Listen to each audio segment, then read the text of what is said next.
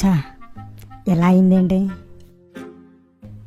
ఎంత ప్రయత్నం చేసినా వినరేంటి? వీళ్ళు మారరు. నరకనకి వెళ్ళేదాకా బుద్ధి రాదు వీళ్ళకి.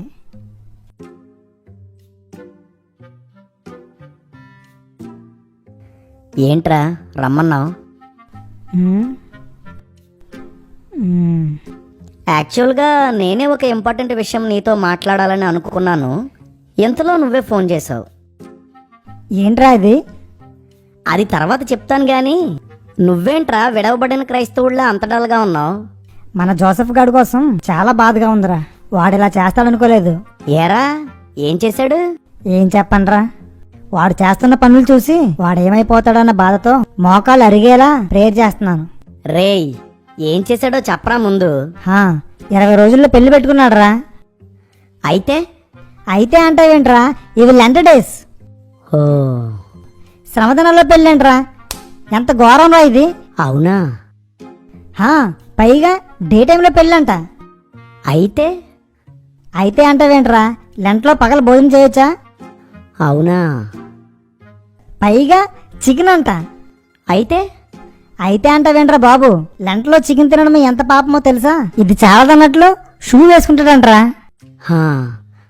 అయితే అనుకో, లెంట్ డేస్ లో చెప్పులు వాడకూడదు. అవునా? పైగా ఫస్ట్ నైట్ కూడా లెంట్లోనే పెట్టుకుంటాడంట. అదే నువ్వు 1 month తర్వాత పెట్టుకోమని ఎంతో రిక్వెస్ట్ చేశాను.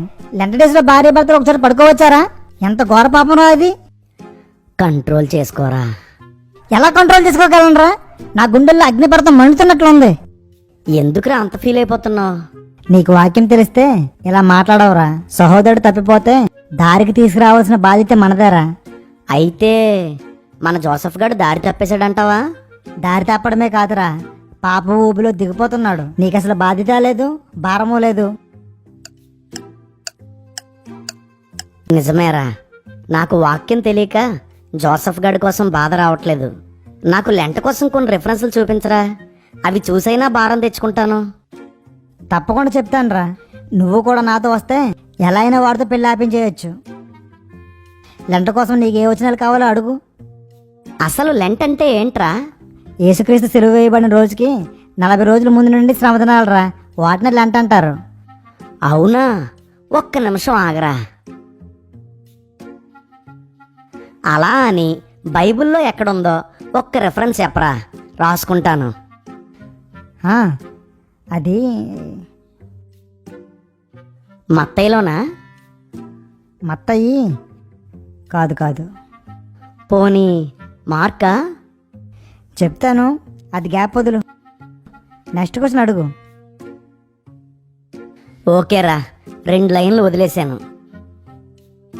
ఇప్పుడు మీరు చేస్తున్న 40 రోజుల ఉపవాసాలు లాంటివి పాత నిబంధనలో కానీ కొత్త నిబంధనలో కానీ ఎవరైనా చేశారా? ఎందుకు చేయలేదు? నిర్గమకాండంలో మోషే, కొత్త నిబంధనలో క్రీస్తు 40 రోజులు ఉపవాసాలు ఉన్నారు. రెఫరెన్స్లు చెప్తాను, రాసుకో. నిర్గమ. రేయ్, నేను అడిగింది మీరు చేస్తున్న ఫాస్టింగ్స్ లాంటి వాటి కోసం. మోషే యేసుక్రీస్తు 40 రాత్రింపగళ్ళు ఏమీ తినలేదు, ఏమీ త్రాగలేదు అని రాయబడింది. మీరు ప్రతిరోజు పగలంతా జ్యూసులు, మజ్జిగ, పాలు, నీరు ఇలా ఏదోటి తాగి రాత్రి ఏదోటి తినేస్తున్నారు. మీరు చేసేవి ఆ ఫాస్టింగ్స్ కాదు. మీ ఫాస్టింగ్స్కి రిఫరెన్స్ చెప్పు. రెఫరెన్సెస్ అంటే గ్యాప్ వదులు, తర్వాత చెప్తాను. నెక్స్ట్ ఏంటి? 40 days ఫాస్టింగ్స్ ఉంటున్నారంటే మీరు చాలా భక్తిపరులురా. రే, ఆదిమ సంఘస్థులు మీకంటే భక్తిపరులు అంటావా? రే, వాళ్ళకే మనకే పోలికేంట్రా? వాళ్ళు మనకంటే చాలా భక్తిపరులు. అవునా? మీరే లెంట్ డేస్ పాటిస్తున్నారంటే వాళ్ళు ఎలా పాటించేవారో. ఆదిమ సంఘం లెంట్ డేస్ని ఆచరించినట్లు ఒక్క రెఫరెన్స్ చూపించరా, ఆ జోసెఫ్ గడి పని చెప్తా. రెఫరెన్సా? తర్వాత చెప్తాను, గ్యాప్ ఇచ్చుకో. ఓకేరా, వదిలేశాను. యేసుక్రీస్తు సిలువ వేయబడిన రోజుకి 40 రోజుల ముందు నుండి ఏ శుభకార్యం చేయకూడదు అన్నావు కదా, దానికి ఒక రెఫరెన్స్ చూపించరా, ఆ జోసెఫ్ గడి పని చెప్తాను. శ్రమదనాల్లో పెళ్ళేంట్రా? అసలు అవి శ్రమదినాలు అనడానికి రెఫరెన్స్ ఏదిరా? హా? అలా అంటావా? సరే, గ్యాప్ వదులు. లెంట్ డేస్లో చెప్పులు వేసుకోకూడదన్నావు కదా, దానికి ఒక రెఫరెన్స్ చెప్పరా? వాణ్ణి షూ లేకుండా స్టేజ్ మీద నిలబెడతాను. ఒక్క లైన్ గ్యాప్ వదులురా, నీకు క్లియర్ చేస్తాను. ఓకేరా, వదిలేశాను. రే, మ్యారేజ్ చేసుకుంటే చేసుకున్నాడు, నాన్ వెజ్ ఎందుకురా వాడికి? బుద్ధి లేకుండా. ఛా! హా, ఛే! ఒక్క రెఫరెన్స్ చెప్పు. హా? సరే, గ్యాప్ వదిలేనా? వదిలేశాను. రే, నాకు ఒక ఐడియా వచ్చింది. జోసెఫ్ మ్యారేజ్ అయ్యాక ఏదో ఒక స్ట్రాంగ్ రీజన్ చెప్పి లెంట్ అయ్యే వరకు మా ఇంటికి వాడిని సింగిల్గా తీసుకుపోతాను. ఆ పని చేయరా బాబు. లెంట్ డేస్లో భార్యాభర్తలు కలవకూడదని ఒక రెఫరెన్స్ చూపిస్తే ఆ పనే చేస్తానరా బాబు. ఆ? ఆ, గ్యాప్ వదిలేశాను. పదరా, జోసెఫ్ దగ్గరికి వెళ్దాం. దేనికి? ఈ రెఫరెన్స్లు చూపించి వాడి మ్యారేజ్ ఆపేద్దాం. వాడిని లెంట పాటించేలా చేద్దాం. ఏరా, పద వెళ్దాం. ఏం చేస్తున్నారా మీరు? ఎటు వెళ్తున్నారా? యేసుక్రీస్తు సువార్త చేయడానికి ముందు ఉపవాసం ఉంటే మీరు పస్కా పండుగకు ముందుంటారు. భక్తులు తినకుండా తాగకుండా ఉపవాసం ఉంటే మీరు త్రాగుతూ తింటూ ఉపవాసం ఉంటారు. బైబిల్లోని వారు ఒక అవసరాన్ని బట్టి ఉపవాసం ఉంటే మీరు ప్రతి సంవత్సరం అలవాటుగా ఉపవాసం ఉంటారు. బైబిల్లో శ్రమదినాలు అనేవే లేకపోతే మీరు శ్రమదినాలు సృష్టించారు. ఒక్క వాక్యాధారం కూడా లేకపోయినా మీరు చేస్తున్న ఈ లెంటనే బైబిల్లో నుండి చూపించడానికి ప్రయత్నిస్తారు. అందుకు ఎన్నో వాక్యాలు వక్రీకరిస్తారు. రేయ్, లెంటని రోమన్ క్యాథలిక్ వారు 4వ శతాబ్దంలో ప్రారంభించారు. ఇది ఒక మనుషులు పెట్టిన ఆచారం, దేవుడు పెట్టింది కాదురా. ఇది మనుషులు కల్పితం కాబట్టే ఇంకెన్నో కల్పితాలు ఇందులో కలిసిపోయి క్రైస్తవ్యాన్ని భ్రష్టు పెట్టించింది. ఏంట్రా, ఏం భ్రష్టత్వం తెచ్చిందిరా లెంట? చెప్పులు వేసుకోకూడదు, నాన్ వెజ్ తినకూడదు, నేల మీద పడుకోవాలి, భార్యాభర్తలు దూరంగా ఉండాలి. ఇవన్నీ ఎక్కడవరా? అన్ని జనుల ఆచారాలు కాదా? వారు మాలధారంలో చేసే ఆచారాలన్నీ తీసుకొచ్చి క్రైస్తవ్యానికి కలిపేశారా. మనల్ని చూసి వాళ్ళు నేర్చుకోవాల్సింది పోయి వాళ్ళని చూసి మనం నేర్చుకున్నాం. అన్ని జనుల ఆచారాలు అభ్యసిస్తున్నాం. ఇది భ్రష్టత్వం కాదా?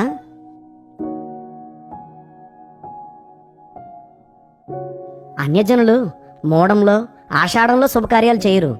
మనం లెంట్ డేస్లో చెయ్యం. వాళ్ళకి మనకి తేడా ఏముందరా? ఈ రోజు మంచిది, ఈ రోజు మంచిది కాదు అంటూ మనం రోజులను డిసైడ్ చేసుకుని ఇది యెహోవా ఏర్పాటు చేసిన దినం అంటూ ఇన్విటేషన్ కార్డులపై వేస్తాం. ఇది అజ్ఞానం కాదా? లెంట్ డేస్ ప్రారంభమైన దగ్గర నుండి భస్మ బుధవారం, మటలాదివారం, రన్ ఫర్ జీసస్, సమాధుల పండుగ, గుడ్ ఫ్రైడే, ఈస్టర్ అంటూ ఎన్ని పండగలు తెచ్చేశారు, ఎన్ని ఆచారాలు తెచ్చారు. ఇందులో ఒక్కటి కూడా బైబిల్లో లేదు. వీటిని ఆచరించమని దేవుడు చెప్పలేదు. మార్చు, ఏప్రిల్లో సువార్తకి ఎంత మంచి టైం రా. మంచి వాతావరణం, చాలా మందికి సెలవులు. ఈ లెంట్ డేస్ వచ్చి 40 రోజుల పాటు గాస్పల్ మీటింగ్స్ లేకుండా చేసేసాయి, సువార్తని ఆపేశాయి. ఇదంతా నష్టం కాదారా? క్రైస్తవ్యాన్ని బైబిల్కి దూరంగా తీసుకుపోతున్నారు. ఆచారాల్లో కూరుకుపోయేలా చేస్తున్నారు. ఇలాంటి పద్ధతులు పాటించవద్దని గలతీ 4:9, కొలస్సీ 2:16లో స్పష్టంగా రాసినా ఎవరు పట్టించుకోవడం లేదు. ఎవరికి వారు సంఘం అంటే తమ సొంత ఆస్తిలాగా తమకు నచ్చిన ఆచారాలన్నీ సంఘ క్రమానికి కలుపుతున్నారు. అందుకేరా యెషయా 29:13లో ఇలా రాయబడింది, ప్రభువు ఎలాగూ సెలవిచ్చి ఉన్నాడు, ఈ ప్రజలు నోటి మాటతో నా యొద్దకు వచ్చుచున్నారు, పెదవులతో నన్ను ఘనపరచుచున్నారు గాని తమ హృదయమును నాకు దూరము చేసుకుని ఉన్నారు. వారు నా ఎడల చూపు భయభక్తులు, మానవుల విధులను బట్టి వారు నేర్చుకునినవి. మనుషుల కట్టడలను దైవోపదేశాలుగా భావించు వాడి ఆరాధన వ్యర్థమని కూడా మత్తయి 15:9లో రాయబడింది. పాపంలో ఉన్నది నువ్వురా, దారి తప్పింది నువ్వు. మనుషుల కట్టడైన లెంటనే దైవోపదేశంగా నిష్టగా చేస్తుంది నువ్వు. దేవుని వాక్యానికి ఏదీ కలపొద్దు అంటే ఎన్నో మూఢనమ్మకాలు పండుగలు గల లెంటను కలిపేసి ఘోర పాపం చేస్తున్నది నువ్వు. ఇది మాట్లాడడానికే నీ దగ్గరికి రావాలనుకున్నాను.